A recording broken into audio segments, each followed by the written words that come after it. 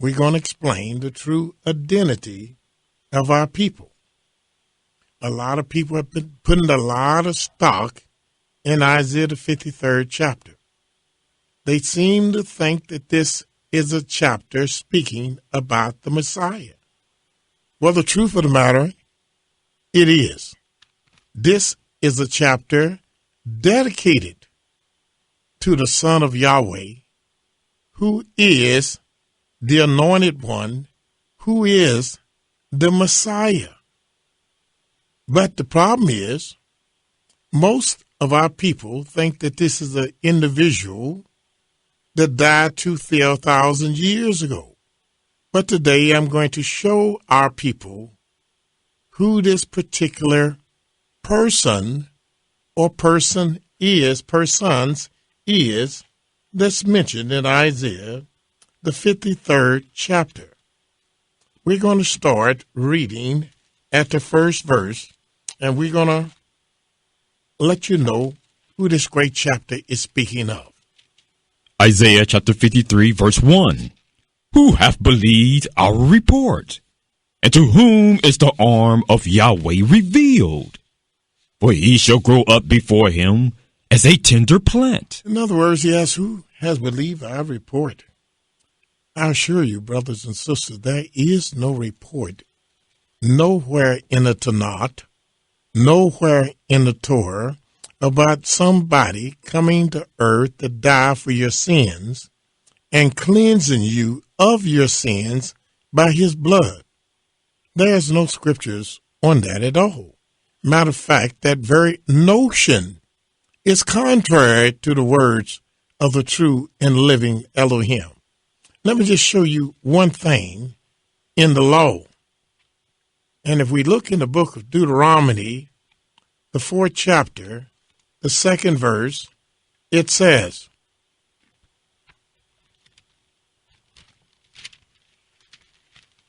Ye shall not add unto the word which I command you, neither shall ye diminish out from it. When the Creator gave the children of Israel, our foreparents, his laws and statutes and covenants and commandments, he warned us not to add anything to his law or to his word.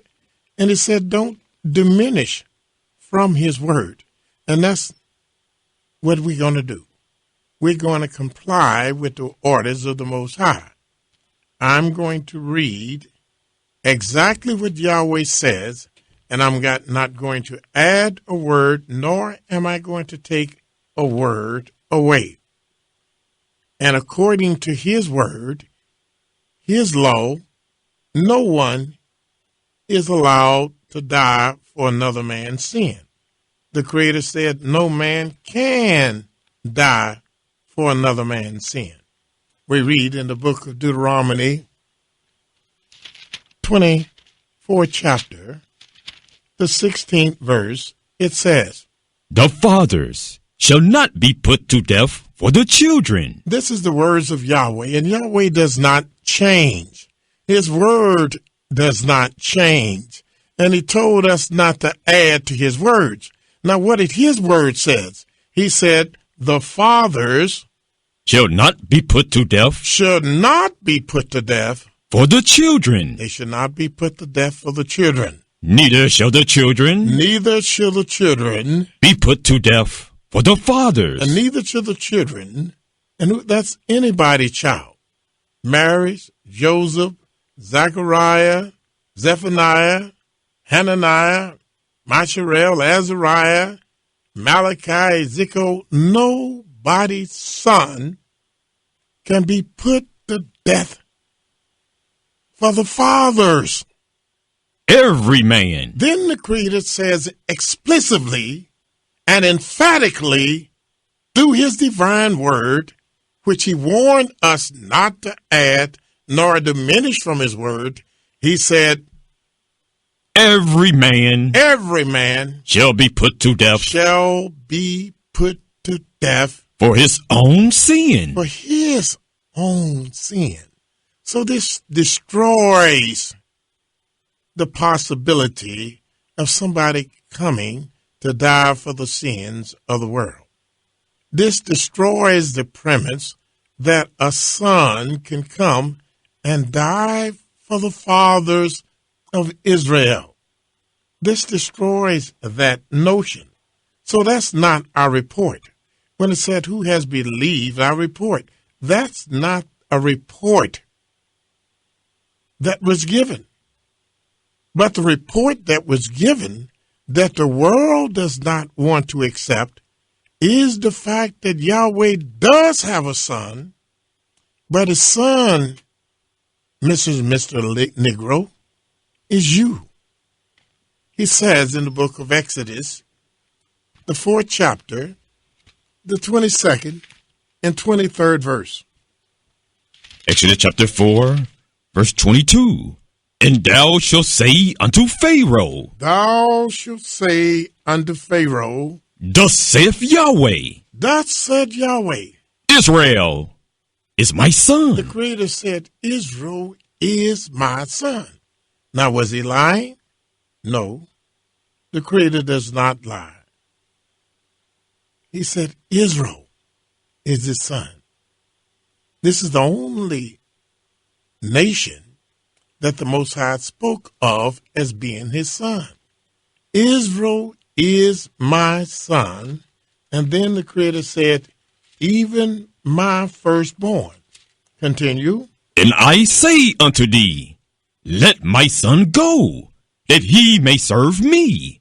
And if thou refuse to let him go, behold, I will slay thy son, even thy firstborn. He said, if you refuse to let my son go, he tell the Egyptians, and he tell Pharaoh, who is the king of the Egyptians, that if you will not let my son go, then I will slay your son, even your firstborn son.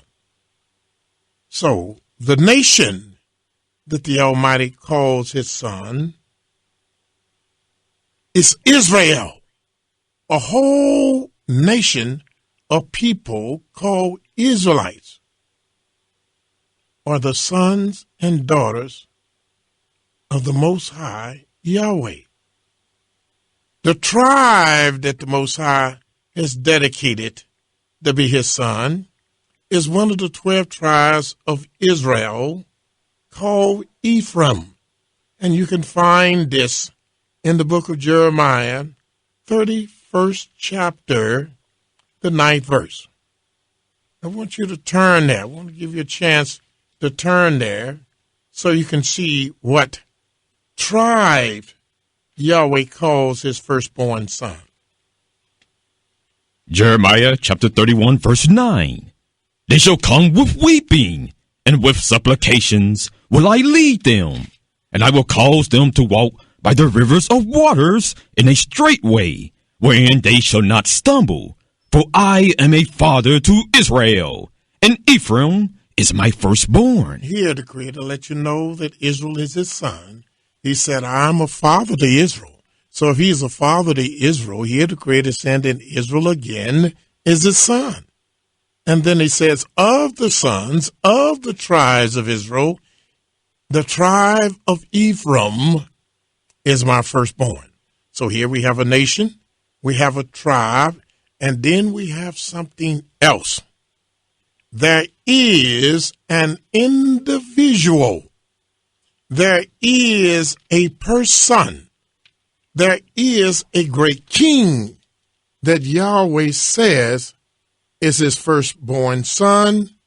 And that king is, well, I'm going to let you read it for yourself because you won't believe it if I just told you. If we go to the book of Psalms, the 89th division, it says, starting at verse 18. For Yahweh is our defense. Yahweh is our defense. And the Holy One of yes, Israel. And that's our defense. Yahweh. Now, your defense might be the police department. Your defense might be the United States Army. Your defense might be Obama being president and you think he can protect you now. Maybe that's who you consider your defense. But the only defense that Israel has is Yahweh. He's our defense. He's our strong tower. He's our pillar. He's our fortress. He's everything to us. And it said Yahweh is our defense. And the Holy One of Israel is our King. And the Holy One of Israel, which is Yahweh, is our King.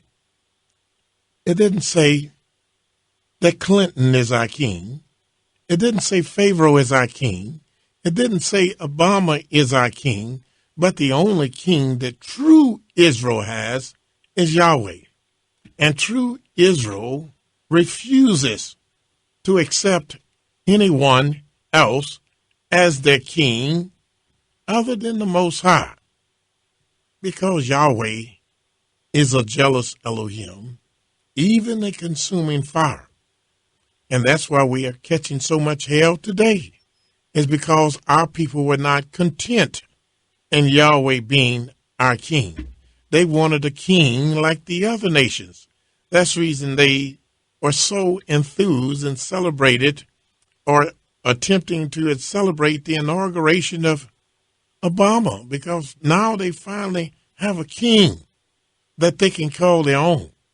But I want you to know that Israel always had a king. But most of our people rejected our king.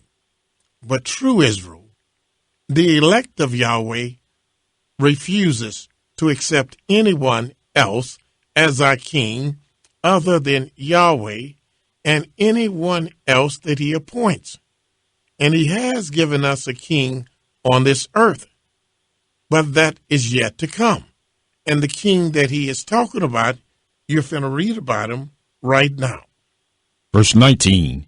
Then thou spakest in vision to thy Holy One. It says Yahweh spoke in visions, in prophecies to his Holy One. And you see a small h showing you that this Holy One is a subordinate of the great Holy One. And he spoke the visions and prophecies to his Holy One and said, I have laid help upon one that is mighty. I have laid help upon one that is mighty. I have exalted one chosen out of the people. Notice he didn't say I've exalted three chosen out of the people. The Creator said, I have exalted one chosen out of the people. And who is this one? I have found David. I have found David. David. My servant. David, not his nephew, not his cousin, not his son, but I, said Yahweh, have found David, my servant. With my holy oil have I anointed him.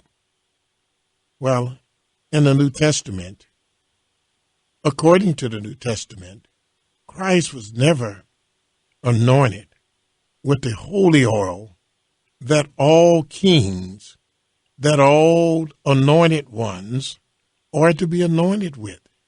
And that is the holy oil of Yahweh.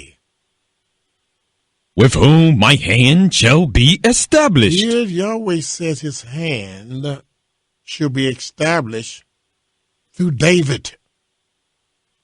My arm also shall strengthen him. Here Yahweh says his arm shall strengthen David, not Christ, not Yeshua, not Yehoshua, but David.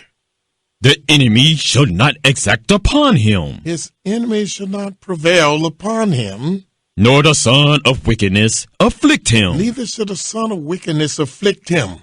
And I will beat down his foes before his face. Yahweh said, stand back, I'll fight your battle. I will beat down his foes before his face. And plague them that hate him. And I will plague them that hate David. But my faithfulness and my mercy shall be with him. My